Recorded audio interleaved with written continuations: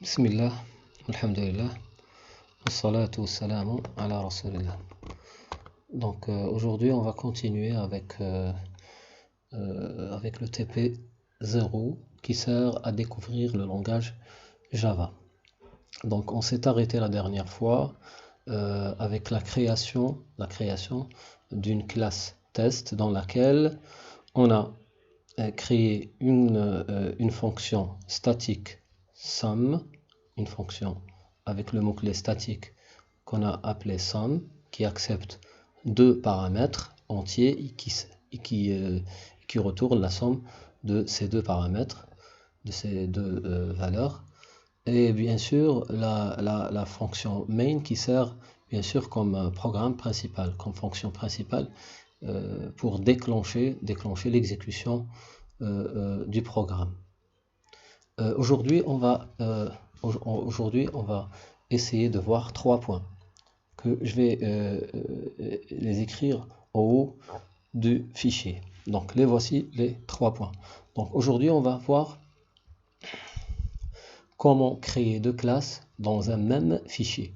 Donc dans un seul fichier, comment créer deux classes. Le deuxième point qu'on va voir, c'est la création de deux classes dans deux fichiers différents. C'est-à-dire comment créer un seul fichier, une seule classe par fichier. Et l'interaction entre deux classes.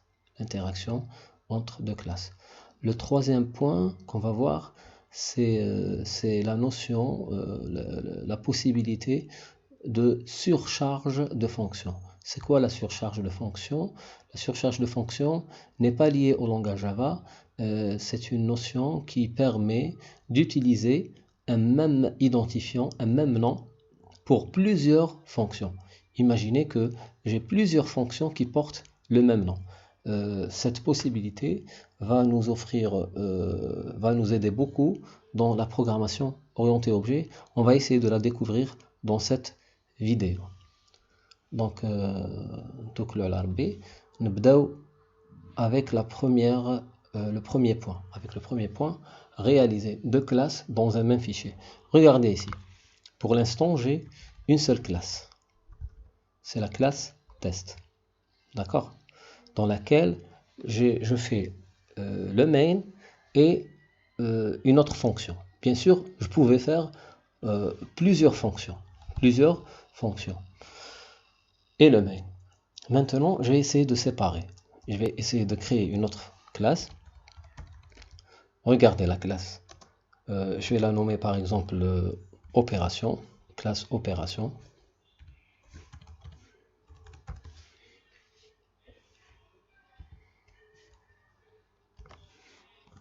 Donc, et je vais déplacer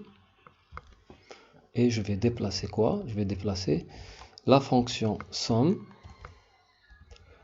Elle va plus coexister avec le main dans la classe test, mais elle va exister dans une classe séparée qui s'appelle opération. D'accord? J'ai choisi le nom par hasard, hein, donc vous pouvez utiliser n'importe quel nom. Pour la classe, personnellement, j'ai choisi opération. Très bien. Donc, comment ça va se passer? Regardez. Pour l'instant, j'utilise la fonction sum. La question qu'on va se poser, est-ce que je peux faire appel à la fonction sum de cette manière? Donc, qu'est-ce qu'on va faire? On va essayer d'enregistrer et de compiler notre fichier test.java.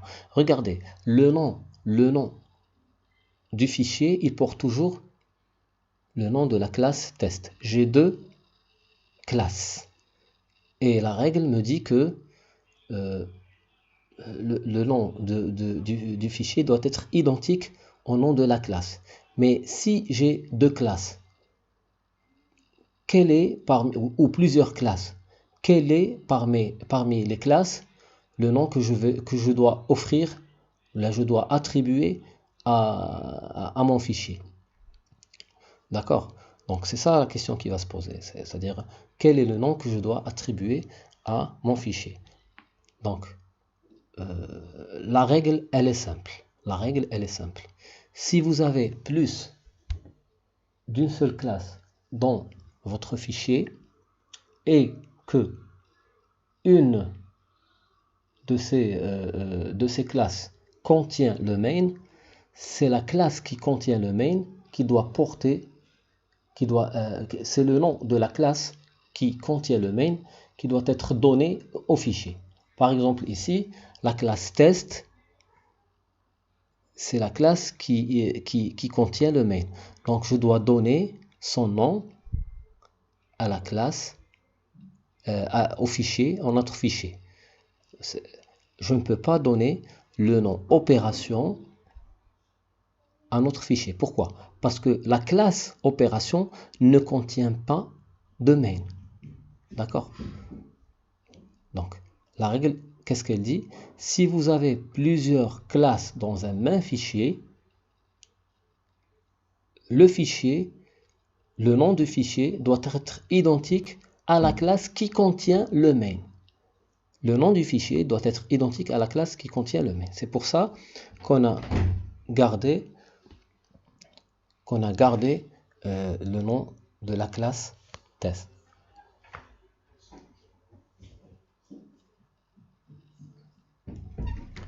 Très bien. Donc, on va essayer de compiler. Donc, pour compiler,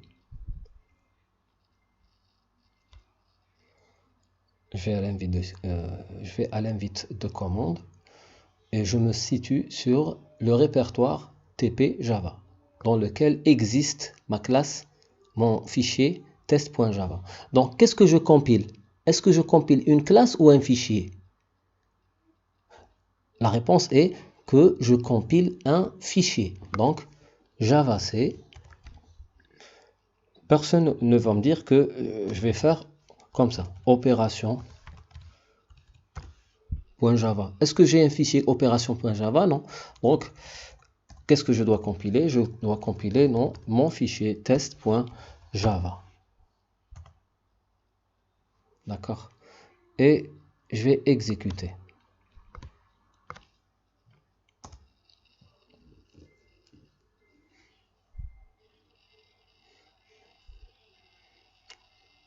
Regardez. Donc, il me dit qu'il y a une erreur au niveau de la ligne 64. Cannot find symbol. Symbole, c'est quoi? Le symbole qu'il n'a pas pu trouver. Il n'a pas pu trouver le symbole SOM. L'identifiant SOM, il n'a pas été trouvé. Pourquoi? Il n'a pas reconnu SOM ici. Parce que, en fait, il va chercher SOM à l'intérieur de la classe test. Il n'y a aucun lien entre la classe test et la classe opération pour qu'il puisse trouver la fonction SOM. Donc, on a parlé de la règle comment faire appel à une fonction qui existe dans une autre classe et on a dit qu'il faut précéder le nom de la fonction lors de l'appel. Donc à ce niveau, il faut le précéder par le nom de la classe. Le nom de la classe où existe SOM, c'est opération. Donc je vais copier ici opération et je vais la coller ici. Donc opération point somme de xy. Opération point somme de xy. D'accord? Donc je vais essayer de refaire la compilation. Donc j'enregistre et je vais essayer de refaire la compilation.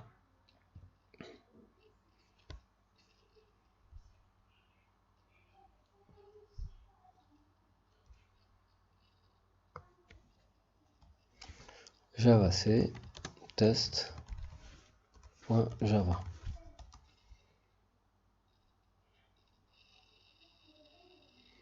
Regardez, normalement tout est bien passé. Donc juste une question ici. J'ai compilé test.java. Donc la question, qu'est-ce qu'il va me générer le compilateur ici? Est-ce qu'il va me générer un fichier test.class ou un fichier opération.class ou les deux fichiers test.class et opération.class? La réponse est qu'il va me générer les deux. les deux. Donc il va me générer test.class et opération.class. Regardez ici, il vient de me générer test.class et opération.class.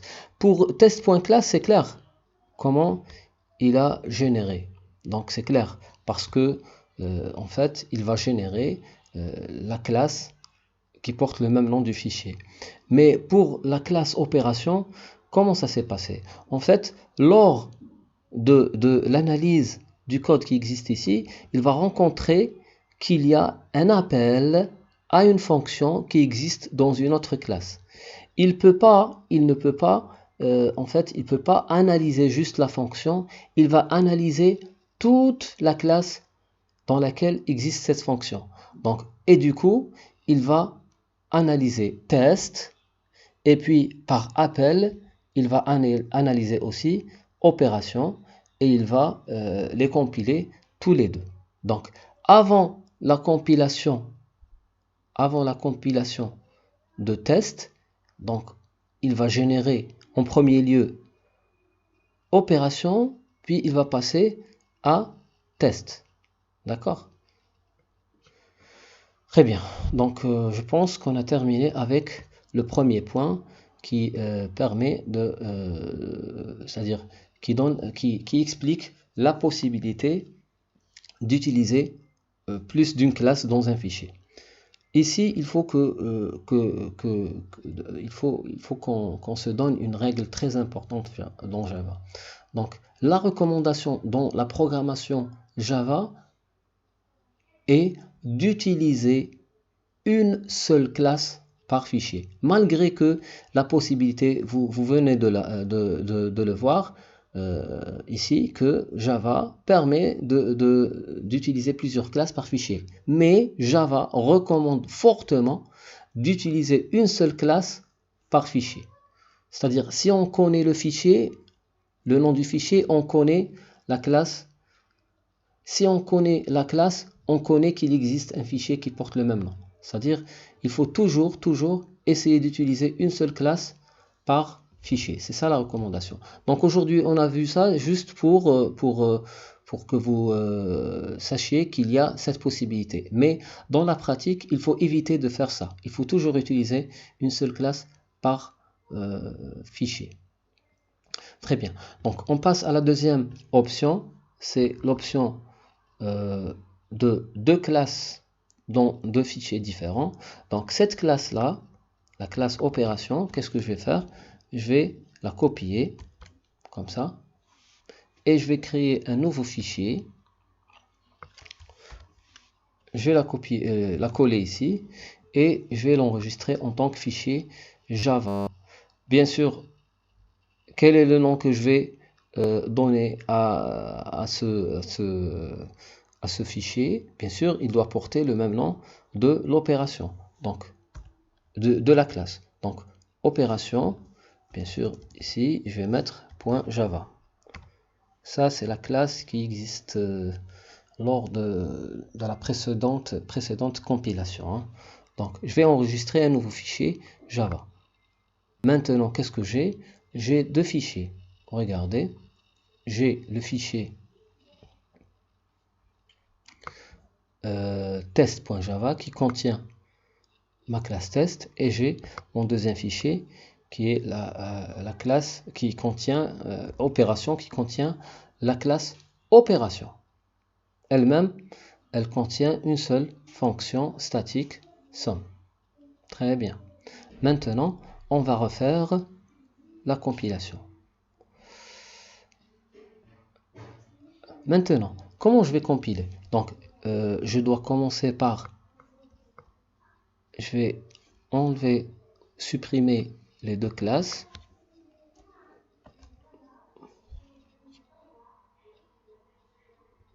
Donc, regardez, dans mon répertoire TP Java, j'ai seulement les deux fichiers sources, opération.java et test.java.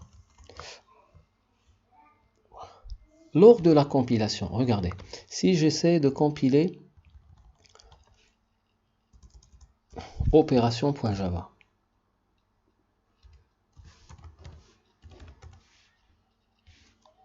qu'est-ce qui se passe? Opération avec S.java.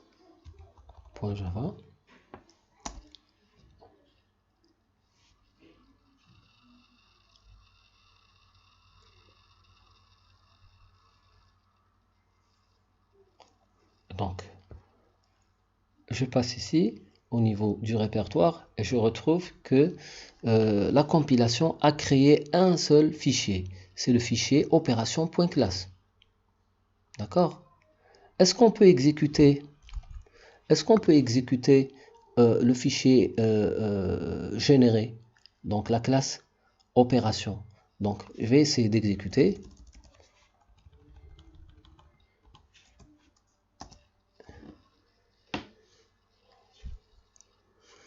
Regardez, il me déclare une erreur.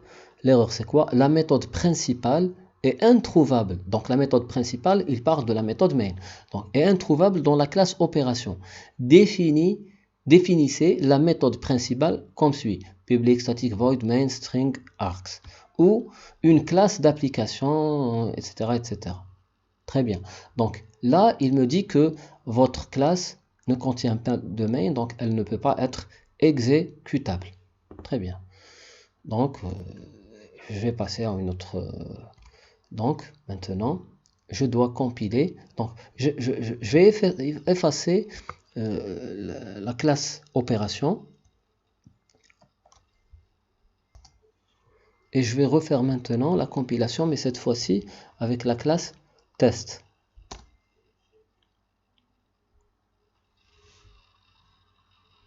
On va voir le résultat ici. Regardez, donc il y a deux classes qui ont été générées. La classe test et la classe opération. Classe test et la classe opération. Maintenant, si j'essaie d'exécuter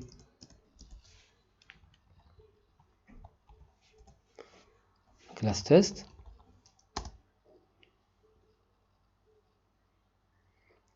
regardez, donc il va m'exécuter. Donc le premier message du TP précédent, c'est mon premier programme Java, très bien.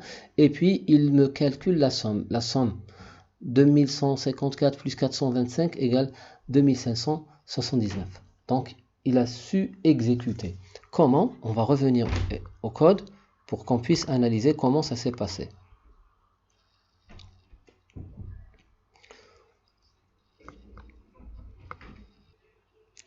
Bien sûr, lors de l'exécution, il va commencer par la méthode main. Donc, il va commencer ici. Il va afficher, il va rencontrer ce message, il va l'afficher, il va déclarer deux variables, et puis il va faire appel, il déclare S comme un entier, il va faire appel à somme. Maintenant, comment il va reconnaître somme, la fonction somme où elle existe? Comment il va connaître où la fonction somme existe? En fait, c'est en voyant en analysant le nom qui précède somme. C'est le nom de la classe où existe somme. Donc il va comprendre qu'il s'agit d'une classe. Il va chercher la classe à l'intérieur de la classe, du fichier. Il va chercher la classe opération à l'intérieur. Donc, il ne va pas la retrouver. Donc, la deuxième des choses, il va chercher un fichier.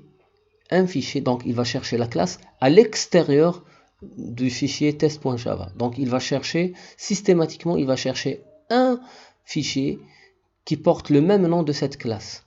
Donc, il va chercher un fichier qui s'appelle opération.java. Où il va le chercher? Il va le chercher à l'intérieur du répertoire, c'est-à-dire dans le répertoire actuel, dans le répertoire en cours d'utilisation, c'est celui du fichier test. Là où le fichier test.java existe.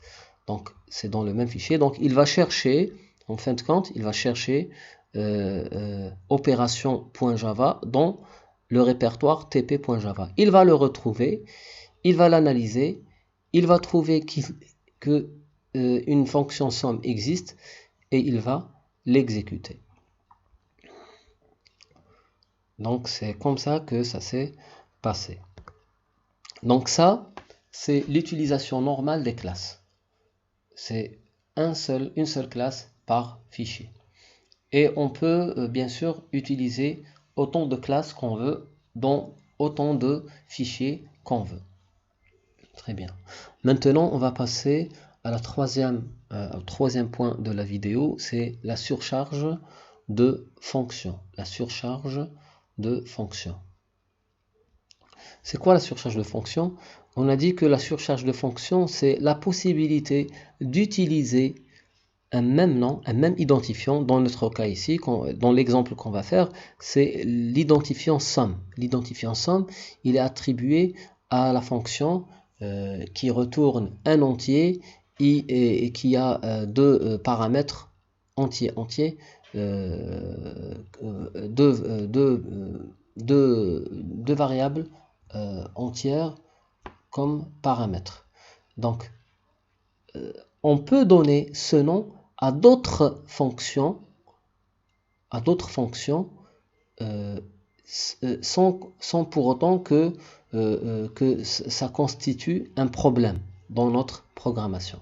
Donc, je vais essayer de vous réaliser les cas possibles de surcharge. Donc, je vais copier.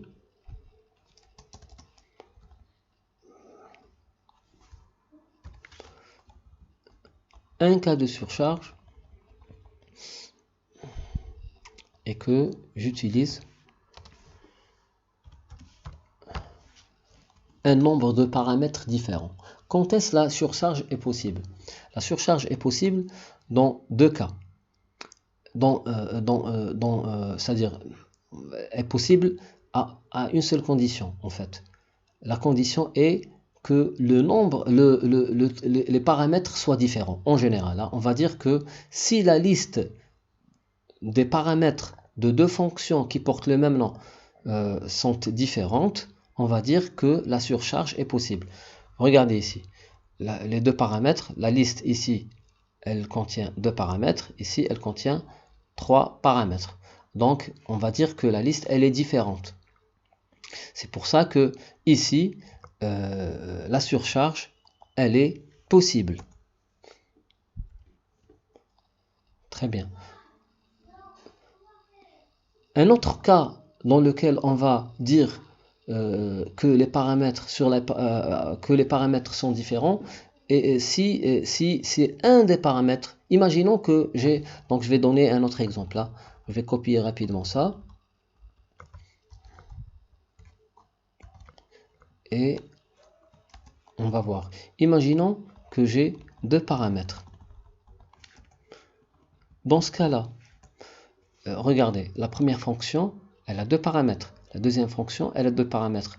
Est-ce qu'on peut dire que la surcharge ici, elle est possible? Non. Pourquoi? Parce que, en fin de compte, il y a deux paramètres.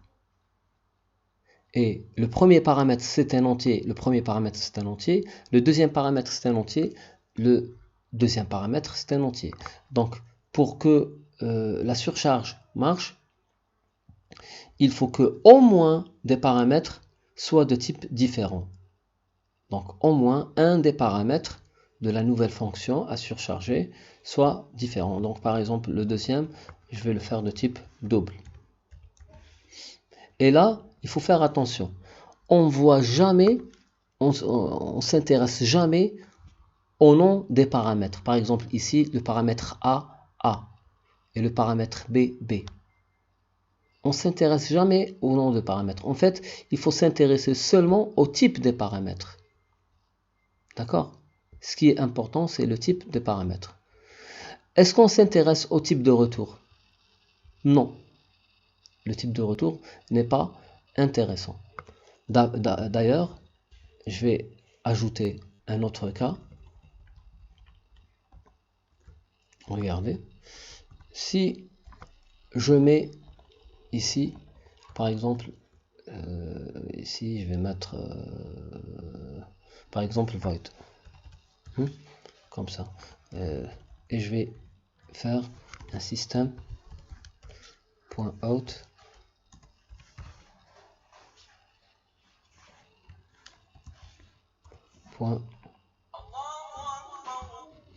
point print. D'accord? Imaginons que je voulais faire ça. J'affiche directement la somme. La somme de A plus B. Sans retourner la valeur en type entier. Donc regardez ici. La première fonction, elle a deux paramètres de type entier. La deuxième, deux paramètres de type entier. Le type de retour, il est différent. Est-ce qu'on peut dire que la surcharge dans ce cas-là, elle est correcte? La réponse est que la surcharge ici, elle est incorrecte et impossible. Pourquoi? Parce que la condition, elle n'est pas vérifiée. La condition pour que la surcharge soit correcte, c'est quoi? C'est que les paramètres soient, la liste des paramètres soit différente. Donc, soit le nombre de paramètres est différent. Dans le cas où le nombre de paramètres il est identique, il faut vérifier que au moins un des types des paramètres, respectivement, le premier avec le premier, le deuxième avec le deuxième, le troisième avec le troisième. Si un des types est différent, on va dire que la surcharge, elle est possible.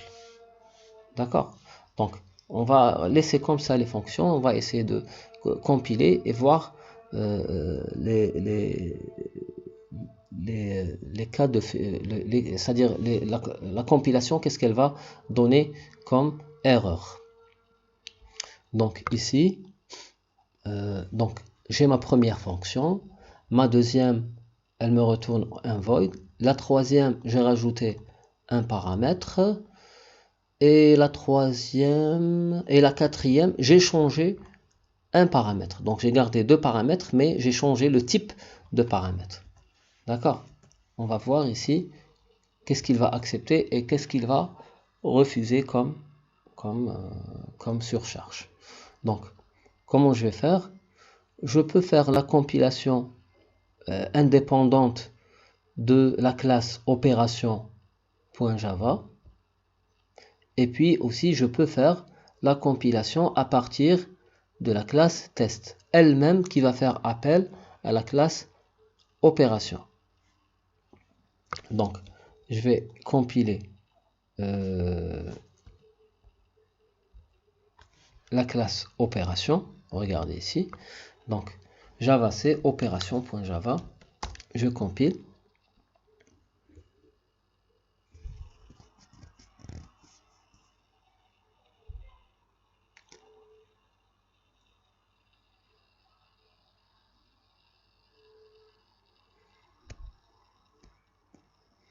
Très bien. Il me donne deux erreurs. Donc, la première erreur. Donc, la ligne 5. Méthode sum 1 int is already defined in class opération.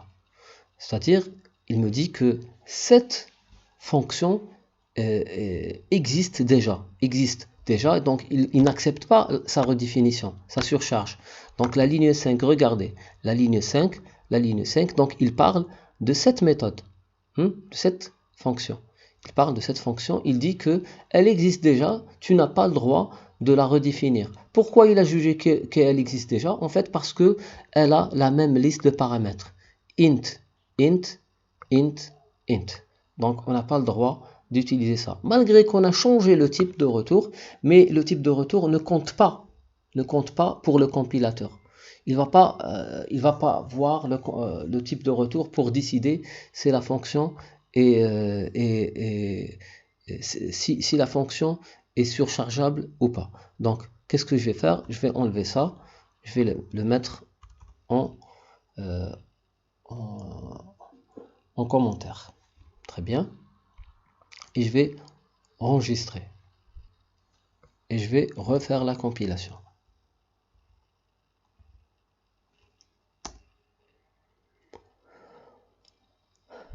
Donc, il me dit qu'il existe encore une erreur. Regardez ici. Donc, incompatible type. Où est l'incompatibilité ici? Regardez bien ici. Donc, si je fais la somme d'un entier avec un double, qu'est-ce qu'il va me retourner? Est-ce qu'il peut me retourner un entier? Non. Donc, je dois changer ici. Bien sûr, le type double est plus puissant par rapport au type entier. Donc, un entier plus un double, il sait le convertir en un double. Mais un entier plus un double, il ne peut pas le convertir en un entier d'une manière implicite. D'une manière, c'est-à-dire lui seul, à lui seul, il va prendre la décision de convertir le résultat en double. Donc ici, qu'est-ce qu'il faut faire? Il faut changer, bien sûr, ici, double. Parce que un entier plus un double, il doit me retourner un double. Très bien. Donc, ici, qu'est-ce que je vais faire? Je vais recompiler et voir est-ce qu'il y a d'autres erreurs. Donc, très bien, il me l'a compilé. Donc, si je retourne ici, je vois qu'il m'a généré un nouveau fichier. Donc, il est nouveau, tout nouveau. D'accord? Avec la dernière modification, regardez, 22h01, 22h01. Très bien. Donc, je supprime la classe test, malgré qu'elle va être écrasée, mais je préfère que je la supprime juste pour que ça soit clair pour vous. Donc, je reviens ici. Maintenant, je vais essayer d'utiliser je vais utiliser les opérations, les sommes, les fonctions sommes surchargées. Donc, j'ai trois fonctions sommes qui portent le même nom. Au lieu de déclarer trois fonctions avec des noms différents qui font la même chose, je vais garder le même nom. Donc, comment je vais faire la différence entre les trois fonctions? C'est en utilisant des paramètres différents. Donc, bien sûr, ici, il s'agit de l'appel de la première fonction. Maintenant, je vais essayer de faire appel. Donc, je vais essayer de faire appel directement dans le message.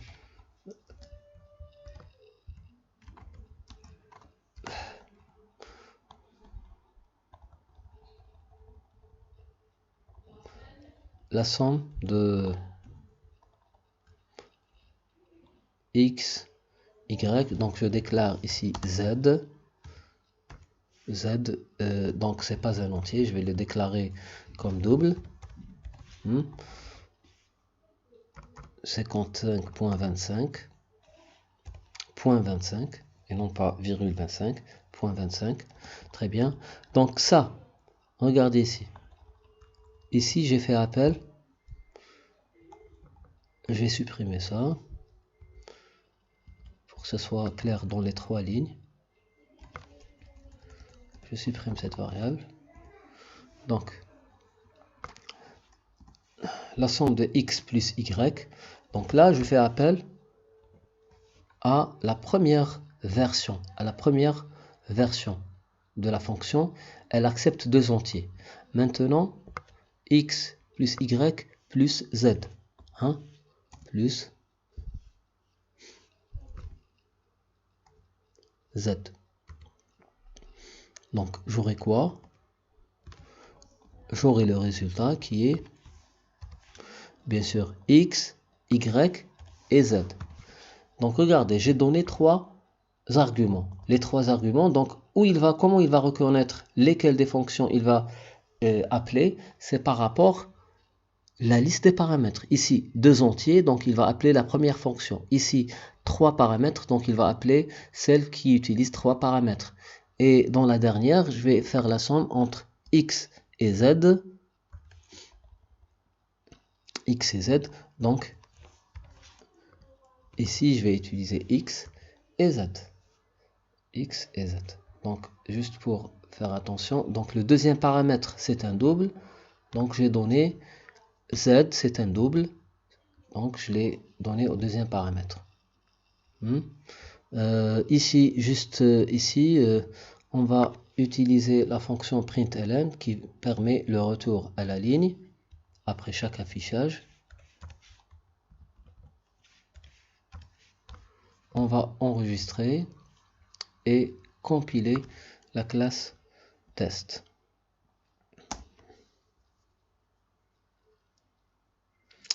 Il y a une erreur.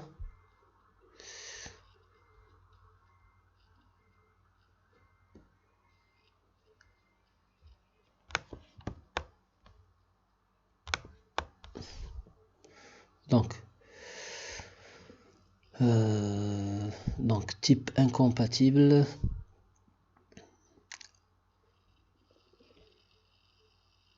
Ah, d'accord. Très bien. Donc, bien sûr, j'ai déclaré la fonction.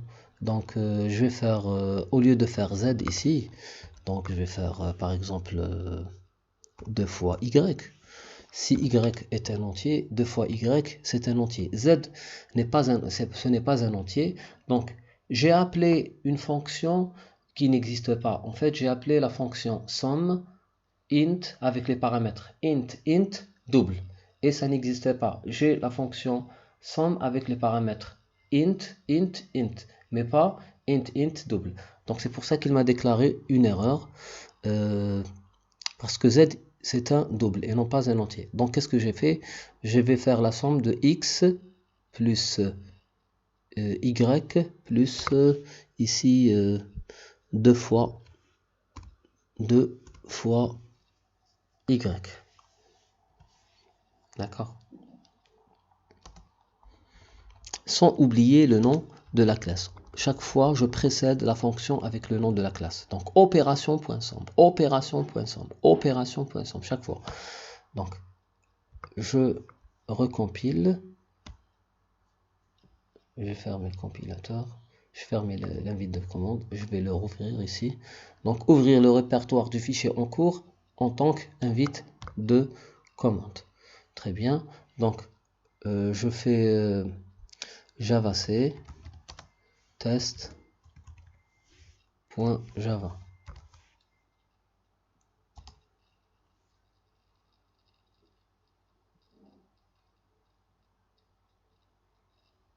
Très bien. Je compile. J'exécute.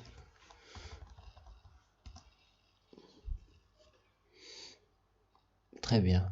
Donc, le premier message, c'est mon premier programme Java. Donc, la somme de 2154 et 425. La somme de 2154, 425 plus 2 fois y, donc 850. Il m'a donné la somme. Donc, le premier appel, c'est la première fonction. Le deuxième appel, c'est la deuxième fonction avec 3 paramètres de type entier. Et le troisième appel, c'est la fonction somme avec un entier et un double comme paramètre. Très bien. Donc sur ça, je pense qu'on a trop tardé cette fois dans cette vidéo. Donc on va arrêter la vidéo comme ça. Inch'Allah, la prochaine fois, on passera, Inch'Allah, à la programmation orientée objet. Donc bon courage. Essayez de refaire vous-même ce TP et de me retourner vos questions éventuelles. Donc à bientôt. Ouais, merci.